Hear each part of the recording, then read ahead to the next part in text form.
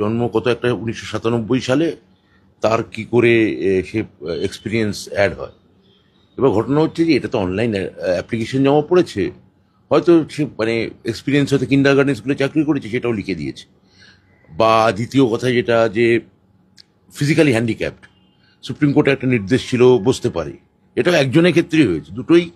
দুটো ঘটনা এক এক করে হয়েছে, মানে দুটি পৃথক ঘটনা।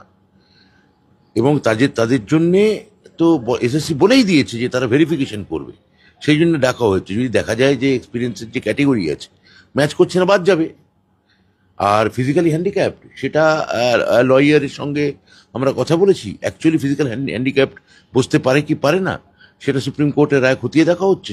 সেই মোতাবেক এসএসসির আইনজীবীরা জানাবেন, সেই মোতাবেক সিদ্ধান্ত না। ফিজিক্যালি হ্যান্ডিক্যাপড সুপ্রিম কোর্টের একটা রায় অনুযায়ী এরকমটা বলা ছিল, তো সেটা আমরা লয়ার ভেরিফিকেশন আমরা করাচ্ছি যে ফিজিক্যালি হ্যান্ডিক্যাপডও বসতে পারে কিনা। একদমই নেই, একেবারেই নেই। এটা কোনো কোনো কোনো এসএসসির সঙ্গে কথা হয়েছে, এখন অব্দি এসএসসির জ্ঞান মোতাবেক কোনো দাগি প্রার্থীর নাম তালিকায় ওঠেনি। আমাদেরও এসএসসির যারা লয়ার আছেন তারা তো অ্যাপিয়ার করবেনই, তারা কোর্টে তারা উত্তর দেবেন। এসএসসির মানে এসএসসি যা বলেছে তাতে নেই।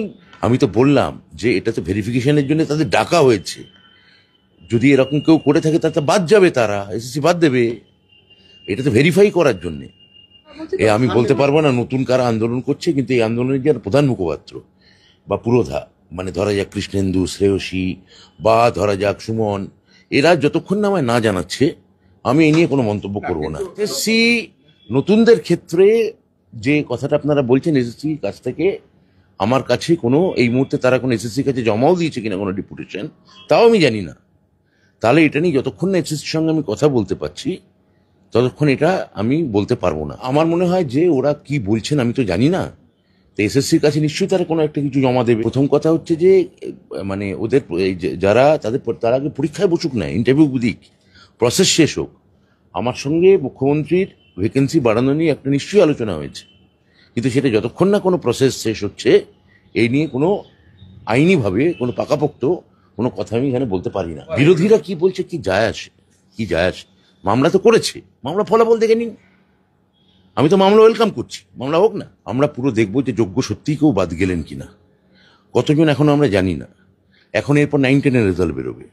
যোগ্য এই পুরো প্রসেস শেষ হওয়ার পর যোগ্য যদি কেউ বাদ যান, তাদের ক্ষেত্রে আমি তো বারবার বলছি সরকার সহানুভূতিশীল, এবং মুখ্যমন্ত্রীর সঙ্গে আমার ভ্যাকেন্সি বাড়ানোর একটা প্রাথমিক পর্যায়ে কথা হয়েছে, কিন্তু সেটা যতক্ষণ আমরা আইনি পরামর্শ পাচ্ছি ততক্ষণ এটা নিয়ে আমরা কোনো পাকাপোক্ত কথা বলতে পারি না। যারা ফিজিক্যালি হ্যান্ডিক্যাপড তাদের ক্ষেত্রে সুপ্রিম কোর্টের রায় কি, রায়ের সত্যি করে নির্দিষ্ট করে কোনো ডিরেকশন আছে কিনা, এবং আমাদের লয়ারদের বক্তব্য কি, ফিজিক্যালি চ্যালেঞ্জড যারা, তাদের ক্ষেত্রে এটা দেখে তার ক্ষেত্রে সিদ্ধান্ত নেওয়া হবে।